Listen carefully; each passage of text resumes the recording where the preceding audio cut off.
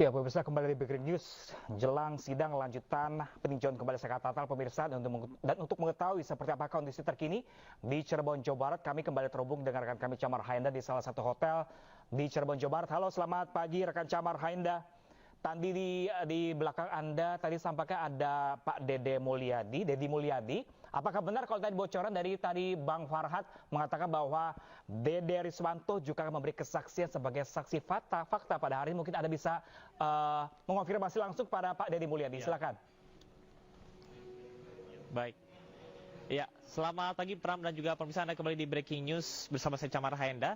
Dan saat ini saya masih berada di salah satu penginapan yang ada di Cirebon dan menjadi titik kumpul dari tim kuasa hukum beserta dengan saksi yang akan hadir pada sidang peninjauan kembali sengketa natal. Dan tepat di samping kanan atau di sebelah kiri layar kaca Anda, saya sudah bersama dengan Kang Deddy Mulyadi selaku tokoh masyarakat Jawa Barat. Sampurasun Kang, kumaha damang? Rampes ya, salam untuk semuanya, semoga sehat selalu dan keadilan akan menemukan jalan yang terbaik. Baik. Akang, ini kita tadi sudah ngobrol-ngobrol sama Saka, sama Jaka juga ya, berkaitan bahwasanya setelah ibaratnya lulus ya dari segala macam ujian ya, setelah selesai menjalani masa hukuman yang sampai dengan saat ini kita masih memperjuangkan kebenaran ya Kang ya.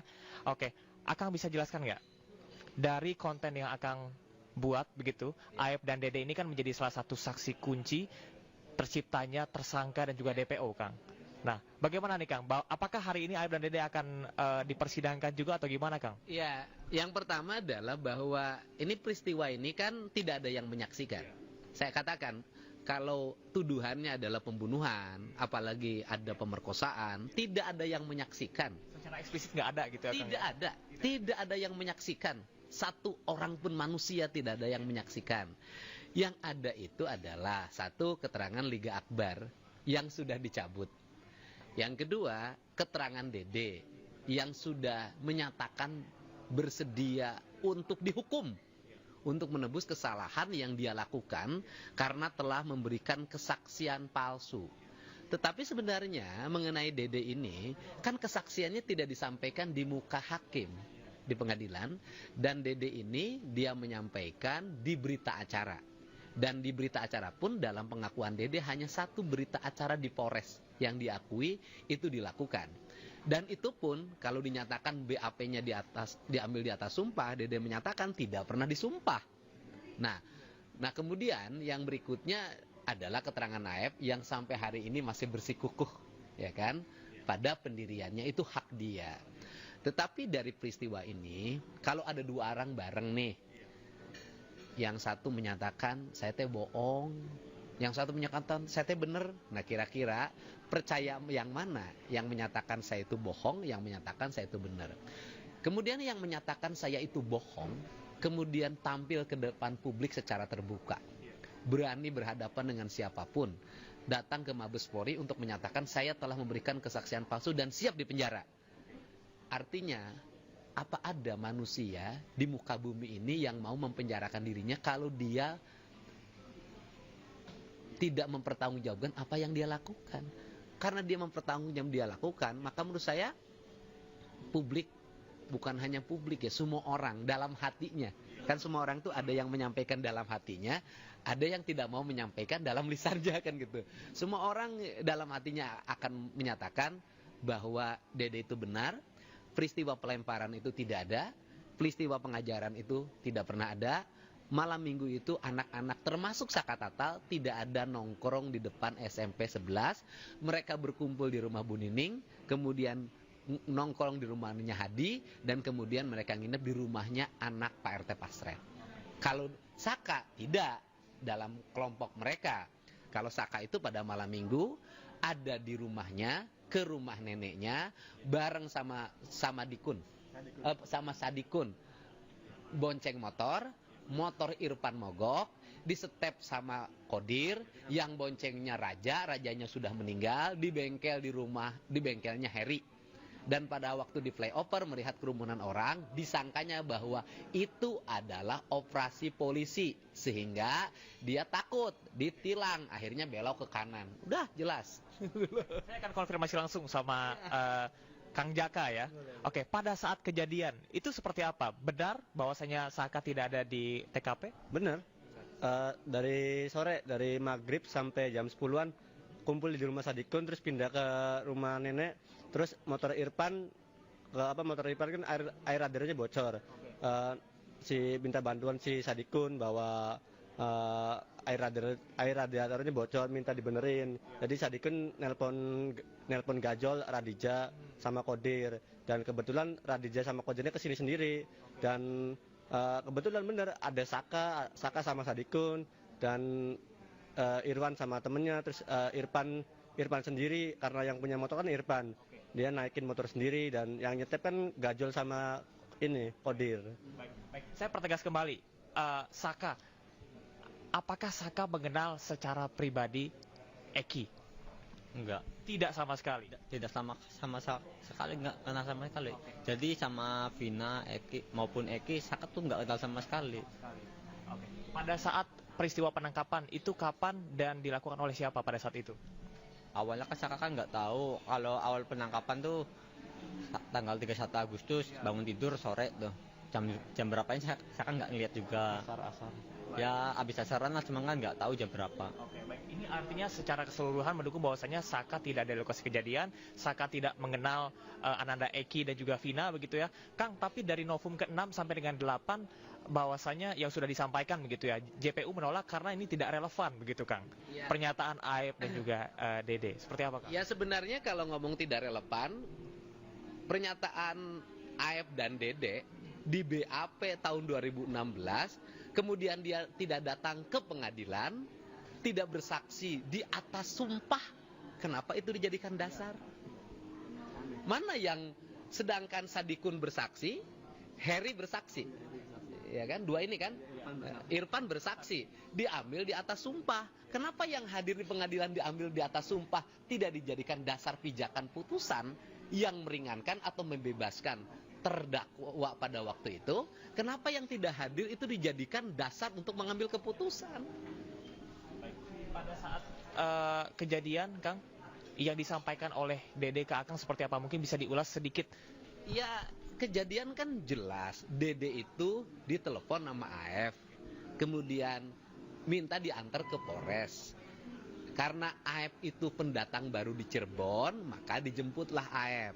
Sampailah dibonceng pakai motor ke Polres. Sampai di Polres, ternyata Dede malah diminta untuk menjadi saksi. Awalnya menolak, tetapi karena kemampuan diri berhadapan dengan aparat itu sangat terbatas untuk menolak, ya pada akhirnya mereka bersedia untuk memberikan kesaksian. Dan kesaksiannya pun bukan kesaksian sebenarnya, tapi yang sudah disetting oleh Aep begitu ya, Iya, atas arahan Ibtu Rudiana. Kesaksiannya kan sudah dijelasin di konten YouTube saya bahwa itu diarahkan, kamu melihat ini, beli rokok di sini, ada pelemparan, pengejaran bawa bambu, kemudian orangnya ada sekian orang, motornya jenisnya ini, kan sudah jelas. Nah sekarang gimana sih orang yang sudah bersaksi dulu menyatakan hari ini saya bohong, orang yang bersaksinya menyatakan saya bohong, masa kita tetap percaya sama dia?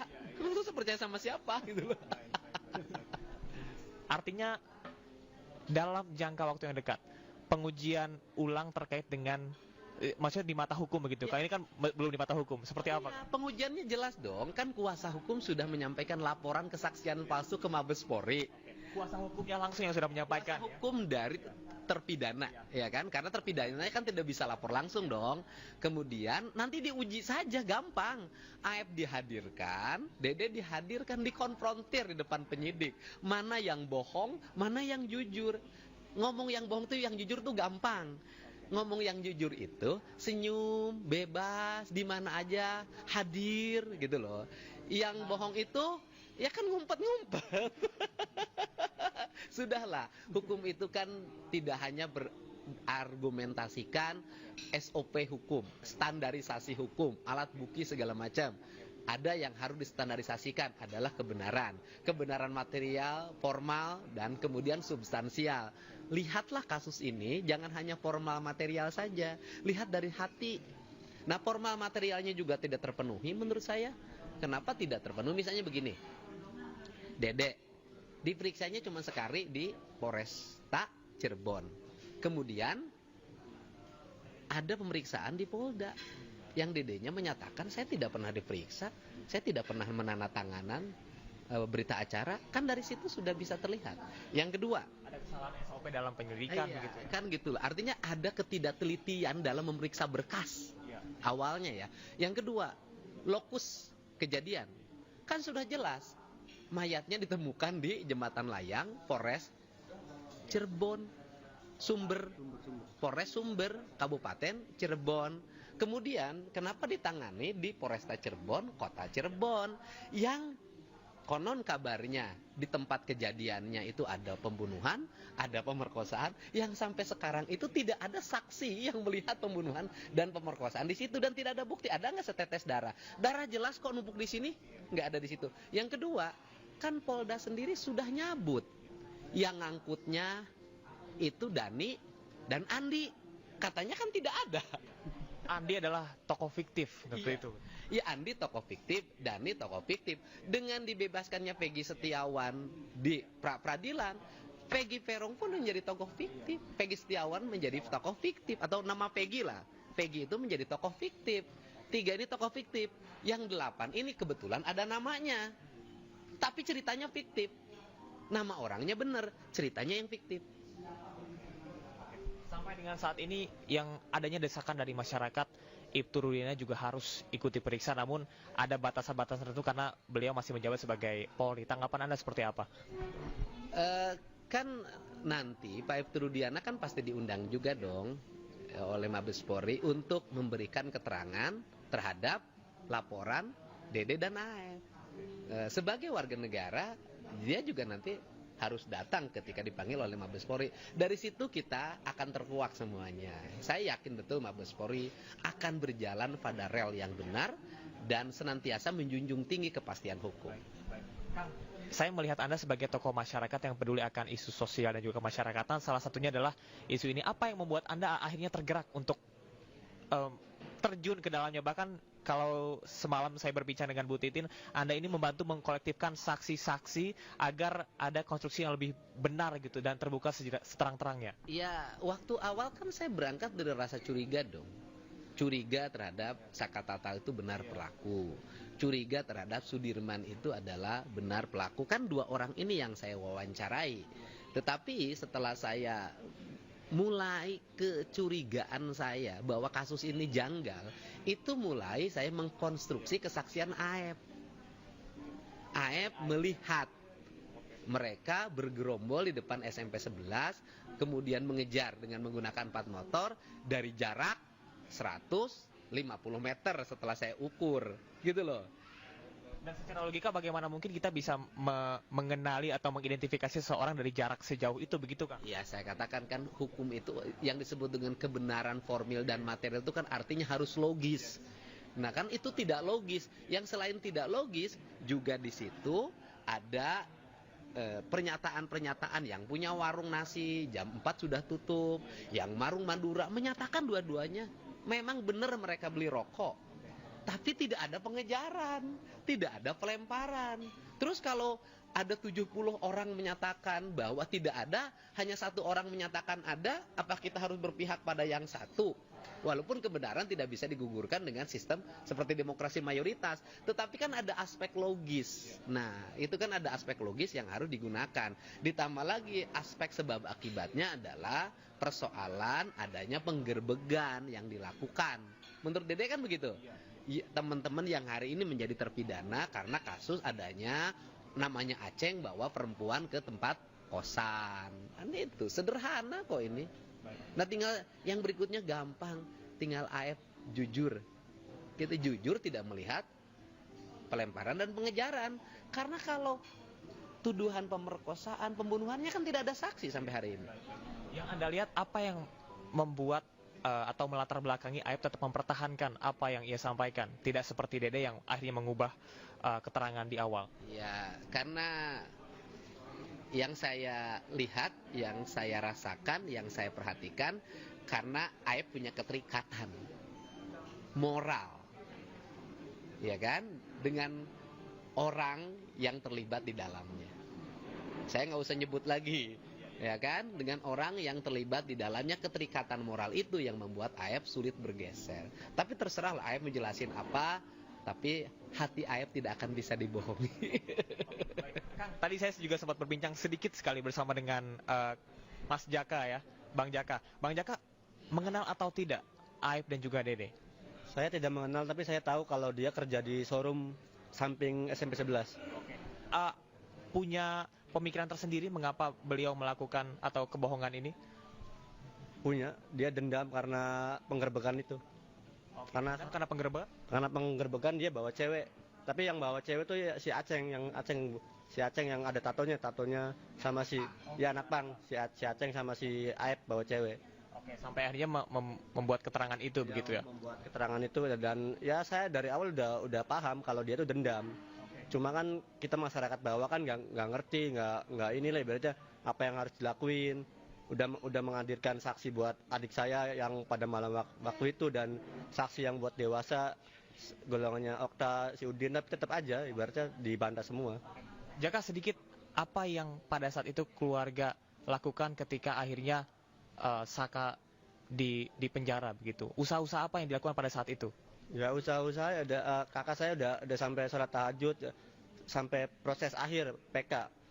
PK kan ibaratnya dari Bu Titin nyaranin. Pada saat itu langsung ditangani oleh Bu Titin dari awal. Dari awal. Tapi Bu Titin nggak langsung ketemu. Bu Titin ketemu setelah BAP udah jadi. Jadi kan Ibu Titin juga bingung.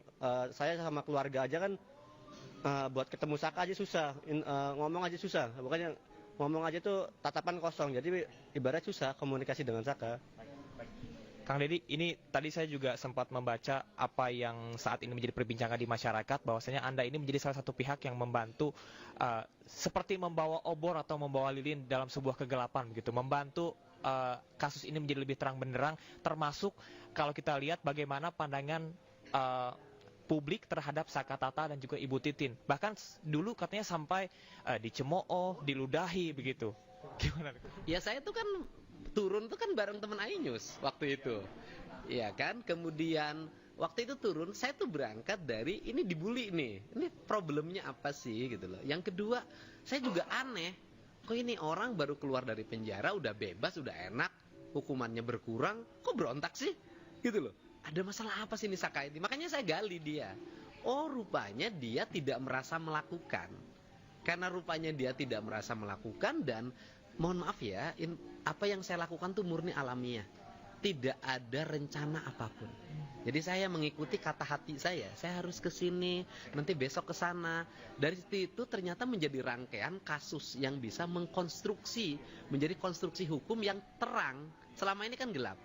Nah itu jujur saja, itu semua karena peran doa ibu.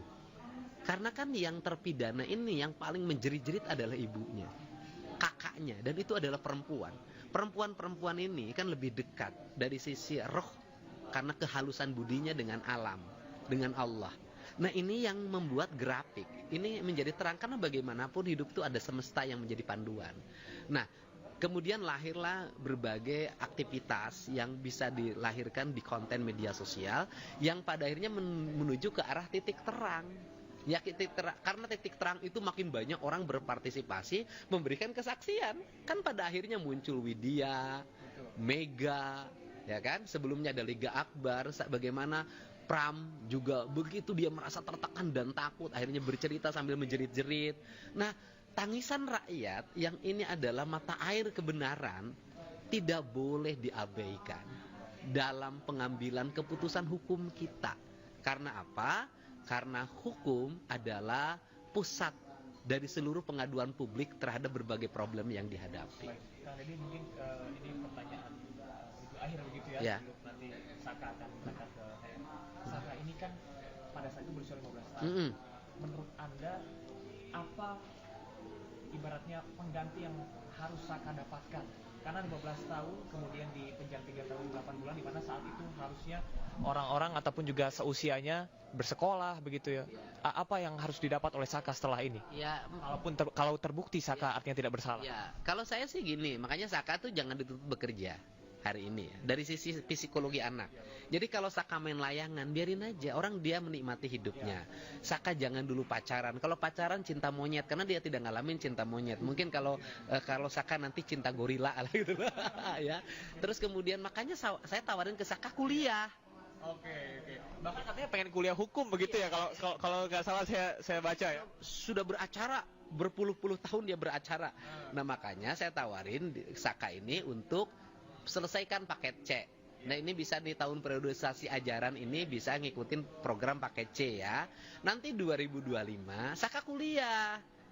Kuliahnya kuliah formal, dia masuk ke kampus, nenteng tas, ya bolehlah naik motor RX King gitu loh. Kan gitu. Zaman dulu kan rambutnya gondrong, kacamata hitam. Nah, dia harus menikmati masa-masa itu dan saya nawarin nama dia. Saya udah kamu nanti kuliah di Cirebon sampai selesai ya kan, nanti belum pernah kamu ketika kuliah bonceng cewek, kamu bonceng cewek. Ya puasinlah hidup. Oke. Karena Saka itu kehilangan masa remajanya selama 4 tahun. Berarti Saka itu dewasanya nanti umur 34 gitu loh. Baik, Saka, saya mau tanya ke Saka. Saka nih hobinya apa dan apa betul ada keinginan nggak untuk melanjutkan pendidikan? Ya dari dulu kalau hobi mah Saka lebih suka mancing, jadi kalau main bola tuh sebenarnya jarang. Suka mancing ya? Iya, kalau mancing tuh daerah mana aja tuh ditelusurin, jalan kaki tuh. Dulu kan nggak punya motor, sepeda juga nggak punya. Jadi sama teman-teman tuh dari rumah sampai ke Pilang itu jalan kaki. Jadi kemanapun ya Saka pergi tuh bawa pancingan tuh sama teman-teman tuh jalan kaki aja. Walaupun dipikir-pikir sekarang Saka udah dewasa, perasaan dari rumah ke situ tuh jauh, 1 jam lebih. Tapi itu jalan kaki tuh. Karena suka, karena hobi gitu ya? Oke. Kalau namanya hobi kok bingung mau ngejelasinnya tuh mau kayak gimana. Atau mungkin karena hobinya mancing, mungkin nanti bisa jadi entrepreneur, Kang, bisa buka kolam pemancingan atau gimana? Dia lagi mancing. Dia lagi mancing untuk dapetin ikan mas yang paling gede, yaitu pembebasan dari Mahkamah Agung. Luar biasa. Oke. Itu luar biasa ya, quotes untuk hari ini. Oke, baik. Saka, terakhir mungkin apa yang ingin disampaikan kepada seluruh masyarakat atau kepada Kang Dede dan juga Bu Titin berkaitan dengan hari ini? Silakan Saka. Saka juga berterima kasih buat Bu Titin juga dari awal sampai sekarang juga nemenin Saka terus, menyupport Saka terus, dan buat Kang Deddy juga Saka juga berterima kasih atas dorongannya dan dukungannya, terus juga mengarahkan terus mencari fakta yang sebenarnya kasusnya ini sebenarnya seperti apa. Dan ada dari para pengacara Pak Abbas dan yang lainnya juga Saka berterima kasih atas dukungannya juga, atas dorongannya juga, dan dia juga membuktikan bahwa Saka ini benar-benar tidak bersalah. Saka tuh berterima kasih. Saka tuh sebenarnya kan nggak nyangka ada orang-orang baik yang membantu Saka. Artinya banyak cinta untuk Saka, banyak dukungan untuk Saka, termasuk Kang, nanti kita akan lihat ya, ada seruan aksi masyarakat di depan PN yang akan mendukung Saka. Mudah-mudahan ini bisa menjadi amunisi untuk Saka, bisa lebih tenang lagi. Dan terima kasih ya Kang. Dan nanti keputusannya jangan sampai Saka juga. Saka hayang. Saka hayang itu semaunya gitu ya. Oke, baik. Dan ini kalau saya lihat secara langsung, saya pertama kali ketemu sama Kang Deddy, ketemu sama Bu Titin, ketemu sama Saka, sama Jaka. Mereka ini sudah seperti keluarga. Saya tidak lagi melihat seperti klien dan pengacara dan juga klien, tapi betul-betul secara psikologi wajah, ya kan, gestur tubuh. Enggak sih di antara kita saling rekayasa, saling menekan. Enggak. Bahkan tadi pas ngambil makan, mereka dengan senantiasa seperti orang tua saja gitu ya, sambil bercengkrama, sambil ngobrol gitu. Oke, terima kasih Kang Deddy atas informasinya. Mudah-mudahan, terima kasih sudah bergabung bersama dengan iNews. Iya. Saka, terima kasih banyak. Jaka, terima kasih banyak. Nanti kita akan menuju ke PN bersama-sama ya. Oke, Kang Deddy hatur nuhun. Iya. Pemirsa, itu dia tadi perbincangan kami bersama dengan Kang Deddy Mulyadi selaku tokoh masyarakat Jawa Barat. Kemudian ada Saka dan juga kakaknya Jaka. Kita akan nantikan bersama. Sebentar lagi, kurang lebih sekitar 15 menit lagi, kita akan menuju ke Pengadilan Negeri Cirebon, Jawa Barat untuk kita saksikan bersama bagaimana nantinya proses persidangan peninjauan kembali dari Saka Tatal. Sementara demikian, kembali ke Anda di studio.